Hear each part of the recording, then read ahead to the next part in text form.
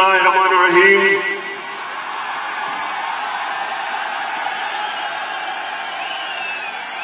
अल्लाह तेरी इबादत करते हैं और अल्लाह सिर्फ तेरे से मदद मांगते हैं। जेलन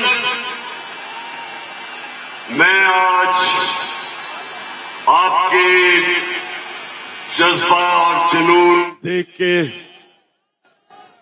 आपका दिल से शुक्रिया अदा करता हूं।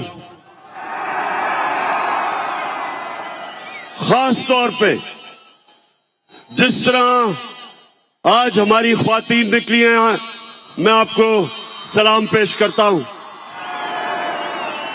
और मैं देख रहा हूं कि बच्चे भी हैं, क्योंकि अच्छा, और मैं ये जितने भी झंडे देख रहा हूं, मेरी आगे से आप सबसे एक दरखास्त है कि तहरीक इंसाफ के झंडों से उतना ही जितना आप तहरीक इंसाफ के झंडे लेके आए, उससे ज्यादा पाकिस्तान के झंडे लेके आए। मेरा पाकिस्तान है, ये मेरा पाकिस्तान है, तेरा पाकिस्तान है, ये मेरा पाकिस्तान। क्योंकि मेरे पाकिस्तानियों, ये एक मुल्क की जिंदगी में बहुत कम ऐसे होता है कि सारी कौम इकट्ठी हो जाती है, सारी कौम फैसला करती है, सारी कौम फैसला करती है कि हमने अपनी आजादी की जंग लड़नी है। जिधर जिधर मैं गया हूं, मैंने कभी इतने बड़े जलसे नहीं देखे। मैं झेलम पहले भी आया, लेकिन मैंने कभी झेलम में ऐसा जलसा नहीं देखा।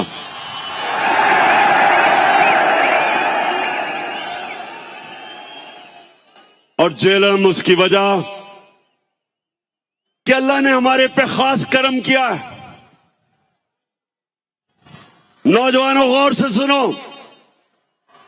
कुरान में अल्लाह कहता है कि एक प्लान इंसान बनाता है और दूसरा अल्लाह बनाता है।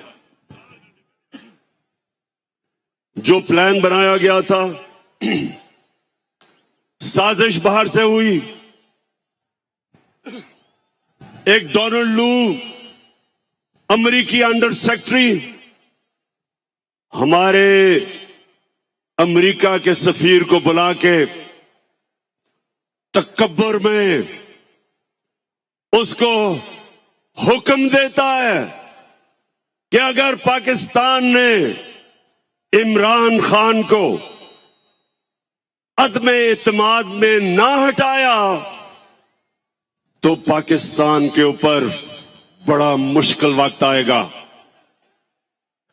और फिर साथ कहता कि अगर पाकिस्तान ने इमरान खान को हटा दिया और चेरी ब्लॉसम को ले आए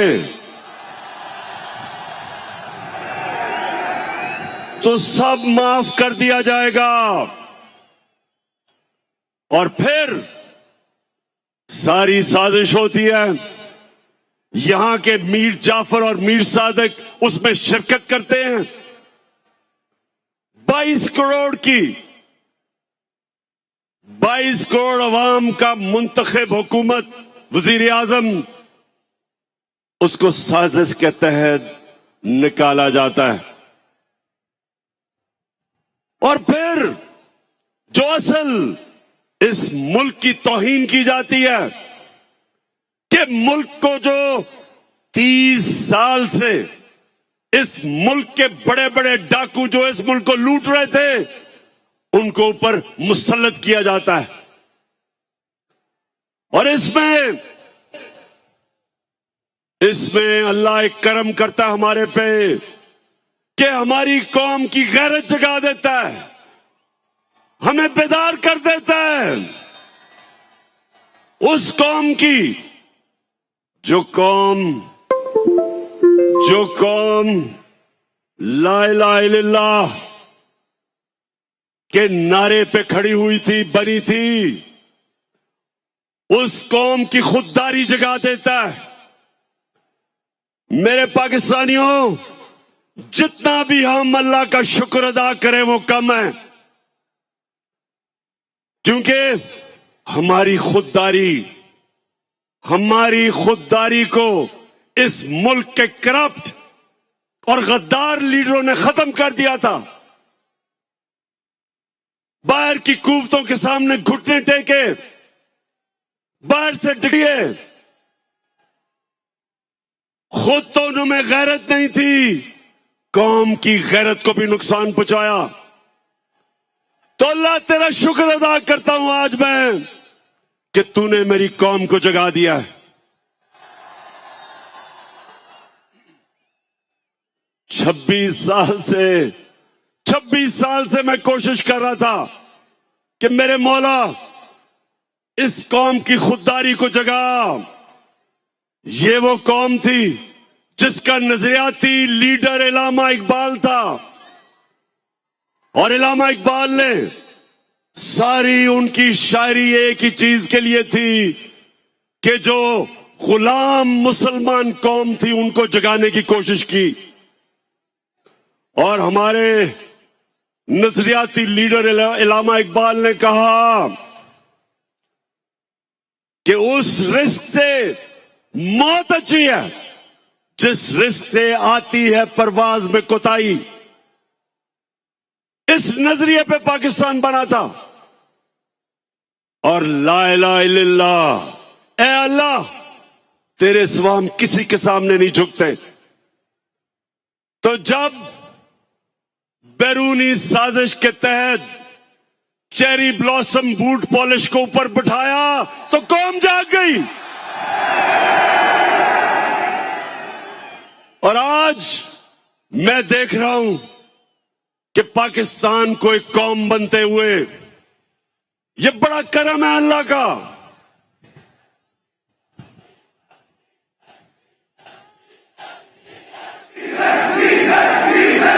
अच्छा, मैं अभी पहले बाकी बातों से पहले जरा डीजल पे आ जाऊं।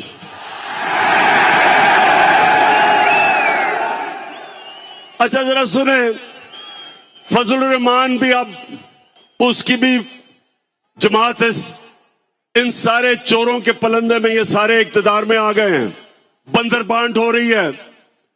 अब ये मैंने सोचा कि फजल रहमान तो बड़ा दीनी आदमी है, तो वो आके कोई तालीम की, एजुकेशन की मिनिस्ट्री संभालेगा। उसने एजुकेशन की मिनिस्ट्री नहीं संभाली, उसने कम्युनिकेशन की मिनिस्ट्री संभाली है, जिसके अंदर एनएच है, जिसमें सड़कें बनेगी और जिसमें पैसा बनेगा।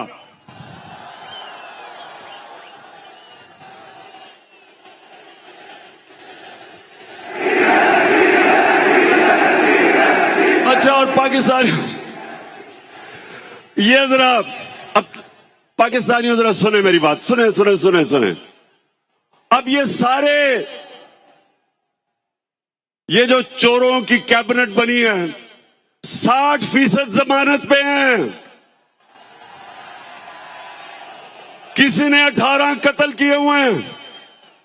शरीफ खानदान ने 40 अरब रुपए की चोरी का हिसाब देना है नैब में और एफआईए में। वो जरदारी उधर अरबों रुपए का उसने जवाब देना है, जो फेक अकाउंट्स में पैसे, एयान अली के भी उसी अकाउंट से पैसे जा रहे थे जिसमें बिलावल।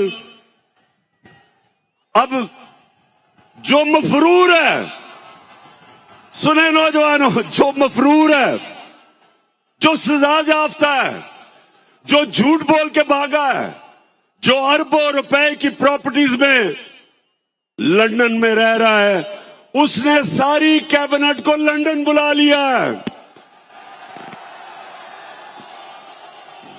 तो पाकिस्तानियों, ये याद रखें कि ये सारे कैबिनेट लंदन जा रहे हैं आपके पैसे पे।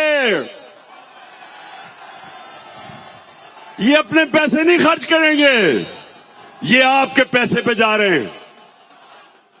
और वहां जाके मफरूर साहब को मिलेंगे, सजाए याफ्ता, कॉन्विक्ट, झूठा, बुज़दिल। हमेशा जब भी कोई मसला मुल्क से बाहर भाग जाता है, उससे जाके इंस्ट्रक्शंस लेंगे। ये है इस मुल्क की तौहीन, और इसलिए कौम खड़ी हो गई है, इसलिए सारे पाकिस्तानी खड़े हो गए हैं। सारे पाकिस्तानियों ने फैसला कर लिया है, सब पाकिस्तानियों ने फैसला किया है कि इंपोर्टेड हुकूमत नामंजूर। मैं इंशाल्लाह 20 के बाद आपको इस्लामाबाद दावत दूंगा। पहले मैंने सोचा था कि इंशाल्लाह 20 लाख लोग इस्लामाबाद में पहुंचेंगे, लेकिन जो मैं अब लोगों में फिर रहा हूं, अब वो नंबर चला गया 25 लाख पे इंशाल्लाह। अल्लाहू अल्लाहू अल्लाहू अल्लाहू अल्लाहू अल्लाहू अल्लाहू अल्लाहू। अच्छा, अब चेरी ब्लॉसम कौन है? शायद बच्चों को नहीं पता चेरी ब्लॉसम कौन है। ये वो है कि इसका बड़ा भाई नवाज शरीफ और उसकी बेटी, वो फौज को बुरा भला कहते हैं और ये बूट पॉलिश करता है। इन्होंने बड़ा अच्छा एक कॉम्बिनेशन बनाया हुआ, इनकी पार्टनरशिप है। और बड़ा भाई भी क्योंकि बड़ा बुज़दिल है, वो जब मुल्क से बाहर जाता है तो फौज को बुरा भला कहता है, और छोटा भाई जूते पॉलिश करता है। तो ये दोनों, इसने कोई कल इसने तकरीर की, जरा सुने। कहता कि इमरान खान फौज के बड़े खिलाफ बातें कर रहे हैं, हम इजाजत नहीं देंगे। शहबाज शरीफ, शर्म करो, कुछ तो शर्म करो। तुम वो हो जो मैं मीर जाफर का कहता हूं, तुम हो वो मीर जाफर। मीर जाफर वो था जब उसने सिराजुद्दौला, जो मुगलों का गवर्नर था, जब अंग्रेजों के खिलाफ वो लड़ा था, मीर जाफर ने उससे गद्दारी की, और फिर अंग्रेजों ने मीर जाफर को ऊपर बिठाया, जिस तरह अमेरिकनों ने शहबाज शरीफ को ऊपर बिठाया। तुम हो मीर जाफर, और तुम्हारे इर्द गिर्द वो जो आसिफ जरदारी है, आसिफ जरदारी, तुम्हारा तो मैं ये कहूंगा कि जब गीदड़ की मौत आती है तो शहर की तरफ भागता है। मैं इंशाल्लाह सिंध आ रहा हूं, और मैं अपनी कौम के सामने वादा कर रहा हूं कि सिंध को मैंने आसिफ जरदारी से आजाद करवाना है। जो सिंध के लोगों के ऊपर ये जुल्म कर रहा है, आसिफ जरदारी, तुम और वो जो तुम्हारा बेटा है, तैयार हो जाओ, मैं आ रहा हूं सिंध। जो तुमने सिंध को लूटा है, लॉन्चों के अंदर, जहाजों में भर भर के डॉलर्स तुमने दुबई भेजे हैं, मैं सब जानता हूं। तुमने जो पाकिस्तान से बाहर पैसा भेजा है, ये जो तुम आप आ गए ऊपर, मैंने तुम्हें कहा था कि मैं जब इक्तदार से निकलूंगा, मैं ज्यादा खतरनाक बनूंगा तुम्हारे लिए। उधर तुम्हें बंद था, ऑफिस में सारा दिन काम, वजन भी मेरा बढ़ गया, तो मैं तो इंतजार कर रहा था कि मैं अपनी आवाम के बीच में आऊं। और मैं अल्लाह का शुक्र अदा करता हूं कि जिस तरह मेरी आवाम मेरे साथ खड़ी हुई है, अल्लाह तेरा लाख लाख शुक्र है।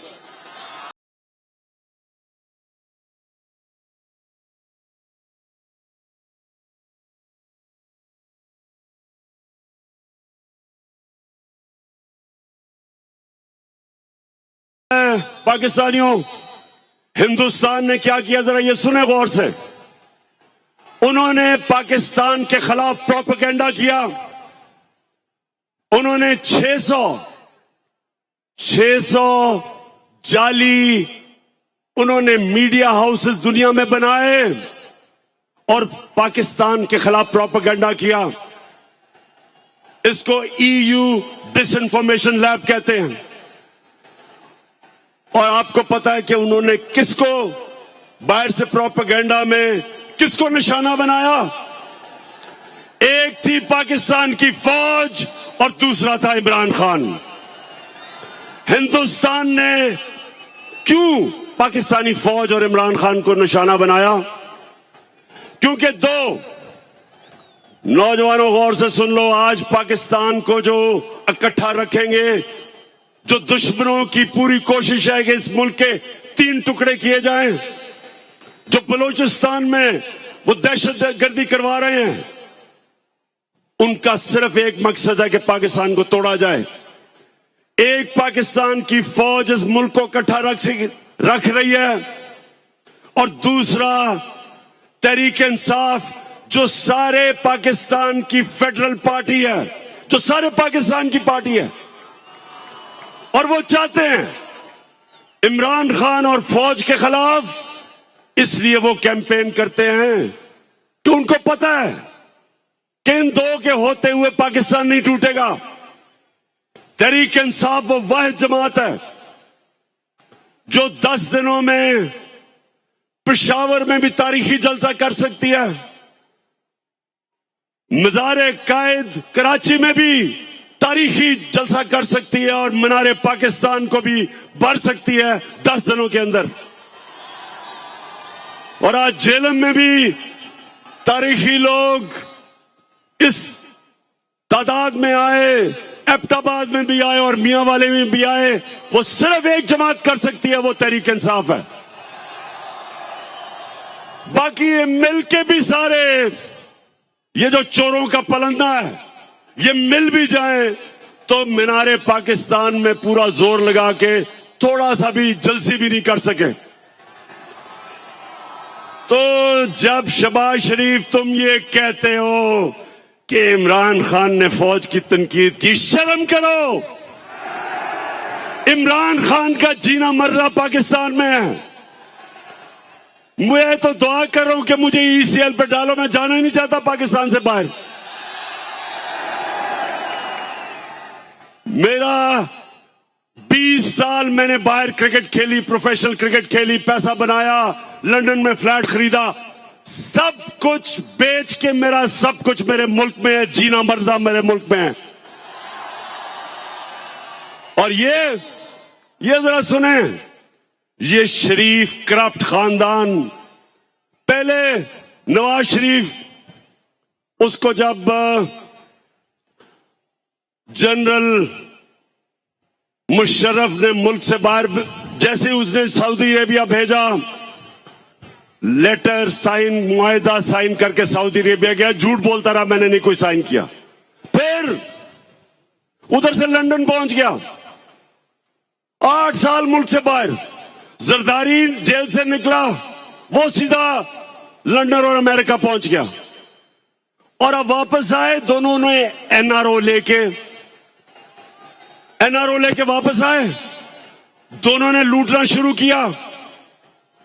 अब ये सुने, मैंने अभी तक 3.5 साल में एक निजी दौरा नहीं किया, मैं सारा वक्त पाकिस्तान में था। नवाज शरीफ ने 24 निजी दौरे किए लंदन के, जरदारी ने 50 निजी दौरे किए दुबई के। यानी ये सारा वक्त हुकूमत तो पाकिस्तान की करना चाहते हैं। पैसे बाहर हैं, बच्चे बाहर हैं, ईदें बाहर हैं, इलाज बाहर है, बैंक अकाउंट्स बाहर हैं, प्रॉपर्टीज बाहर हैं। और तुम शहबाज शरीफ कह रहे हो कि इमरान खान फौज के खिलाफ बात कर रहा है।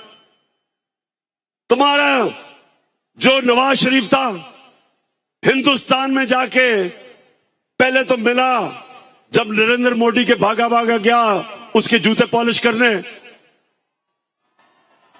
तो कश्मीरी हुर्रियत लीडर्स को ही नहीं मिला, डर के उससे अपने फॉरेन ऑफिस को कहा कि कोई हिंदुस्तान की तनकीद ना हो। उधर जो डॉन लीग्स में क्या था, हिंदुस्तान को पैगाम पहुंचाता है कि जी मैं तो दोस्ती करना चाहता हूं, पाकिस्तान की फौज नहीं करना चाहती। नरेंद्र मोदी कहता कि पाकिस्तान का जो सिपा सलार है उस वक्त रहील शरीफ, कहता वो दहशतगर्द है, लेकिन नवाज शरीफ हमारा दोस्त है। मेरे दौर में मोदी ने यह क्यों नहीं कहा? वो मेरी फौज के खिलाफ उसकी जरूरत नहीं थी बात करने की, क्योंकि मैं नरेंद्र मोदी को कहता था कि तुम इस्लाम दुश्मन हो, तुमने जो कश्मीर में किया, तुमने जो हिंदुस्तान में मुसलमानों से कर रहे हो, हम कभी तुम्हारे से दोस्ती नहीं करेंगे जब तक तुम कश्मीरियों को अपना हक नहीं दोगे।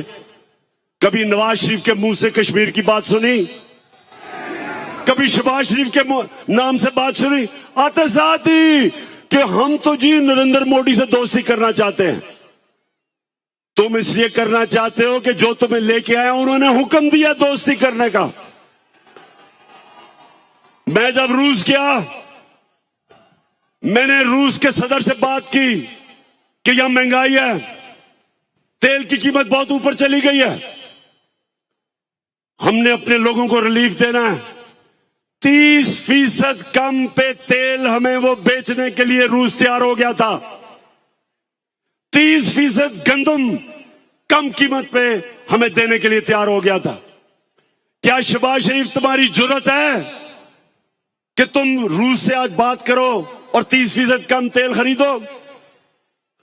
आपको पहले जाके इजाजत लेनी पड़ेगी उन लोगों से जो लेके आए हो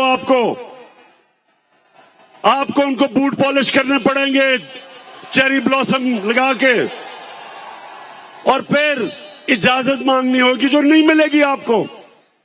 हिंदुस्तान अमेरिका का स्ट्रेटेजिक एलाय है, वो रूस से सस्ता तेल खरीद रहे हैं, वो रूस से हथियार खरीद रहे हैं, तो अमेरिकन हिंदुस्तान को कुछ नहीं कहते, क्योंकि उनकी फॉरेन पॉलिसी आजाद थी, अपने लोगों के लिए थी।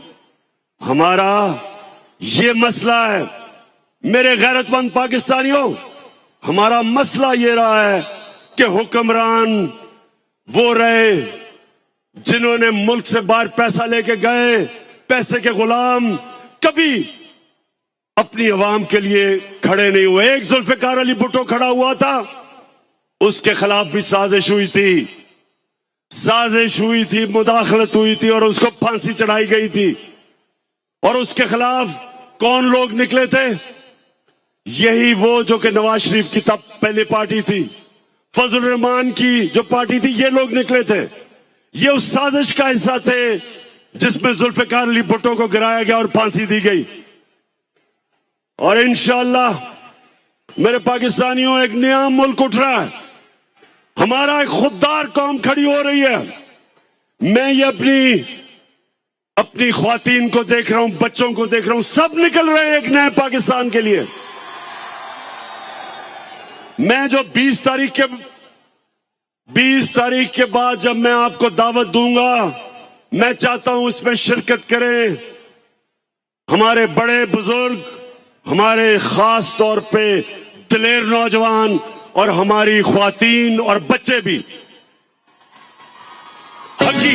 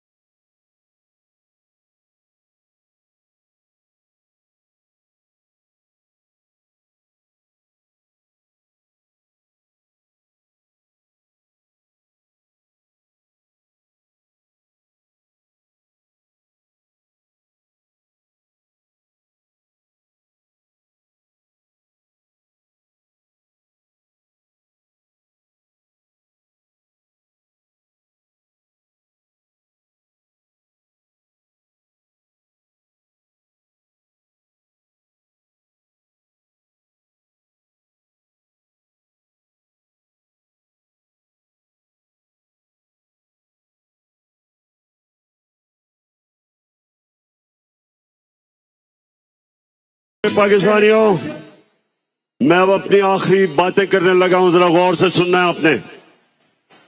देखें, मेरे 3.5 साल जो हुकूमत में थे, मैं आपको बताऊं मुझे सबसे ज्यादा शर्म कब आई, जब मुझे बाहर जाके दोस्त मुल्कों से पैसे मांगने पड़े, जब कर्जा मांगना पड़ा, मुझे शर्म आई, क्योंकि मैंने आज तक अपने वालिद से भी कभी पैसे नहीं मांगे थे। मैंने जब पैसे मांगे थे शौकत खानम के लिए अपने पाकिस्तानियों से, कभी मैंने गैरों से पैसे नहीं मांगे। शौकत खानम के लिए, नमल यूनिवर्सिटी के लिए, अभी जो जेलम में मैंने अल कादर यूनिवर्सिटी बनाई है, इनके लिए सिर्फ पाकिस्तानियों से पैसे मांगे थे। लेकिन जब, क्योंकि इन्होंने दिवालिया निकाला हुआ था मुल्क का, सबसे बड़ा हमारा बैरूनी खसारा था, मुझे बाहर जाके पैसे मांगने पड़े, क्योंकि हमारे पास पैसा ही नहीं था अपने कर्जों की किस्तें अदा करने पे। तो मैं आपको यकीन दिलाता हूं कि इससे शर्मनाक बात नहीं है जब एक मुल्क का सरबराह किसी और मुल्क के सामने जाके कर्जे मांगता है, पैसे मांगता है। आप सब जानते हैं कि अगर आप अपने मां बाप से भी पैसे मांगते हैं, एक बच्चा नहीं मांगता दूसरा मांगता है, तो मां बाप भी उस बच्चे की ज्यादा इज्जत करते हैं जो पैसे नहीं मांगता, जो खुददार होता है, मां बाप भी। तो सोचें कि गैरों के सामने हाथ फैलाना। तो ये जब चेरी ब्लॉसम ने कहा कि जी हम तो बेकारी हैं और गुलाम हैं, और एक और इनके रंगबाज सियालकोट से कहता कि जी हम तो लाइफ सपोर्ट मशीन पे हैं। मेरा सवाल है, किसने हमें मकरूज किया? 30 साल से ये दो खानदान इस मुल्क पर हुकूमत कर रहे हैं। 30 साल से, 30 साल में ये अरबोपति बन गए, इनके बार प्रॉपर्टीज, फ्लैट्स, जायदादें, ऑफशोर अकाउंट्स, और मुल्क को मकरूज कर दिया। मैं तो सिर्फ 3.5 साल हुकूमत की है। तो सवाल मैं ये पूछता हूं कि जब कहते हो कि बेकारी हैं तो हमें तो गुलामी करनी पड़ती है, हमें बेकारी बनाया किसने? किसने इस मुल्क से पैसा चोरी करके बाहर लेके गए? वो लोग जो हमारे मेहनतकश पाकिस्तानी 14, 18 घंटे काम करके इस मुल्क में पैसा भेजते हैं, रेमिटेंसेस भेजते हैं, वो मेहनतकश के खून पसीने पे आज हमारा मुल्क चल रहा है। और ये डाकू यहां से मनी लॉन्ड्रिंग, पैसा चोरी करके मुल्क पैसा बाहर भेजते हैं। तो बेकारी बनाया किसने? आपने। और कौन इससे मुल्क को निकालेगा? मैं आपको आज ये कह रहा हूं कि जिस तरह हम एक कौम बनते जा रहे हैं, एक कौम के लिए कोई चीज नामुमकिन नहीं होती। जब कौम इकट्ठी हो जाती है वो सब कुछ कर सकती है। जब जलजला आया, जब फ्लड आया पाकिस्तान में 2010 में, अरबों डॉलर्स का नुकसान था। सारी कौम इकट्ठी हुई, बैरून मुल्क पाकिस्तानी सब मिलके, सब ने उसका मुकाबला किया और हमने अपने आप को खड़ा कर लिया अपने पैर पे।